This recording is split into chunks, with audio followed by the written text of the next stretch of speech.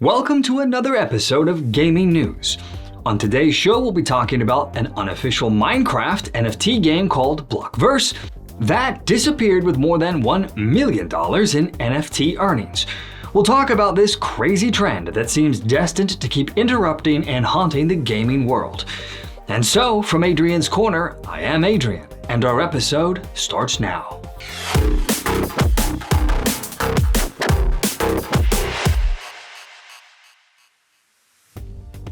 So it's another day and another NFT rug pulled out from another gullible bunch of buyers. This one purportedly perpetrated by Blockverse, a group that promoted itself as an on-chain Ethereum NFT that enables a unique play-to-earn on Minecraft like no other, which is essentially a play-to-earn PvP Minecraft server with access restricted to those who owned a relevant token. And so, with enthusiasm for Blockverse high, for whatever reason, the initial supply of 10,000 NFTs priced at 0.05 Ethereum, which is currently at $124 each, reportedly sold out in less than 8 minutes. But just a couple of days later, the project's creators deleted their website, Discord, and game servers, and disappeared with the money. And man, oh man, did they walk off with quite the bag. The initial supply sale generated roughly $1.2 million in NFTs, and according to NFT Ethics, which tracks blockchain-related wrongdoing on Twitter, there have also been 792 Ethereum in secondary sales, that is, sales made by the purchasers of the original 10,000 Blockverse NFTs to other people, which also benefits the owners of the Blockverse, as they do earn a percentage on each of those sales as well. Now wait just a doggone minute. And so, after 3 days of silence, the Blockverse founders just as suddenly resurfaced on Twitter, apologizing for their actions with an attempt to explain themselves. Basically, they claimed that everything is still legitimate, and of course going oh so very well, and that, wouldn't you know it, they are now returned to work developing and expanding Blockverse. Now, in their Twitter plea, they claimed that the reason for their disappearance wasn't really their fault, don't you know? You see, according to the Blockverse founders, shortly after the first round of NFTs sold out, they began receiving complaints about, quote, gas fees, unquote, which is a service charge for generating, buying, or selling NFTs. And the claim was that it was too high, and that there was inadequate player capacity on the Minecraft server, not to mention a lack of utility for the diamond tokens generated by the game. According to the creators, the fear, uncertainty, and doubt quickly descended into harassment, threats, and doxing. The team noticed all this and panicked, deleting the Discord server on impulse, or so they say, and that everything else was closed to prevent the continuation of harassment that had occurred so far. But the Blockverse folks claim that even with this, they of course planned to reopen once everyone had time to calm down. Now, the creators went on to say that there is absolutely no reason for them to leave permanently, as all the technical work and infrastructure for the project thus far has already been put in place. It was actually more work to take things down than to leave it up, but again, everything was done in the interest of protecting personal safety. So, the creators of this project claim that the reason that they haven't returned to action yet was because the situation only worsened since they disappeared. Now, I don't know about you, but these guys, if they were actually telling the truth here, cannot be all that bright. I mean, what in the world did they think was going to happen when they suddenly vanished with over $1 million in funds generated by these sold NFTs? At best, this group is run by a bunch of idiots.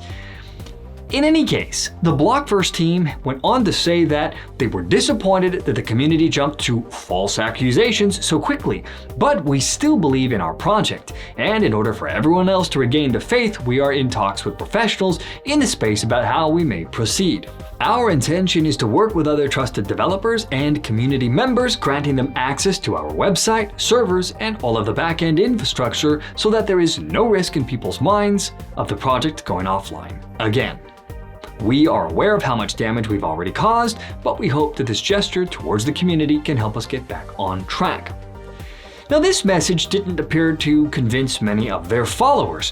While a few did express relief that they may not yet have been completely screwed over, there still is a huge amount of doubt that the project will actually move forward, and that some have even put forth the theory that the Blockverse developers only resurfaced because they had been tracked down and they were now trying to cover themselves from legal trouble. According to members of the Blockverse community, they said that they had a paper trail with a Coinbase address that funded a lot of stuff and a Cloudflare IP. They thought they got away, and now they know we have the trail they left. And so, in the meantime, the community has begun negotiating with the original Blockverse developers for control of the project. But a big sticking point here, however, is that while the project creators did agree to hand over all relevant contracts and code, they want to keep the 500 Ethereum raised by the initial token sale. They've also apparently made a similar offer to ArcDev, which is the founder of NFT Worlds, with the same conditions attached. The status of that offer, however, isn't yet clear. According to an article in PC Gamer, the Blockverse community leaders attempting to assume control of the project are in fact willing to let the creators keep a substantial share of the money as long as they do indeed hand over the keys and GTFO. They were quoted as saying that what we really want are the assets and 200 to 400 Ethereum to hire people to run the project, which is still a substantial loss as even 100 Ethereum is roughly $250,000. But considering they have a chance to get some of it back, I suppose some loss is better than nothing. In any case, the community within the Discord server have made their thoughts on the matter crystal clear. They believe that the Blockverse developers are only doing this to avoid prosecution and nothing more. Whatever the reason, though, the community, it appears, has a chance at least to recover some of what has been lost, which in the big scheme of things puts them ahead of other people who have been suckered in similar NFT scams. In the meantime, the NFT monster that is fast infecting the gaming world continues its inexorable march into the mainstream. We see this as Ubisoft Quartz showed off their first step into its growing vision for NFTs, and they have done so with this new program launched in beta. For its first implementation of the project, players will be able to acquire cosmetic items dubbed digits in Ghost Recon Breakpoint. And of course, what makes these limited edition items unique is that they have serial numbers engraved into them, and that the items remember their owner's name, implying that those who get a free item or buy one later actually own it.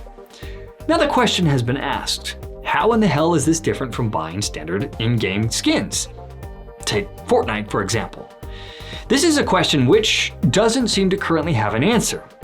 Instead, it just appears to be another spin on gaming's most hated features, to the surprise, perhaps, of no one.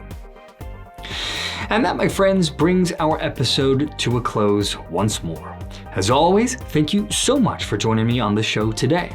From Adrian's Corner, I am Adrian, and I will see you all next time.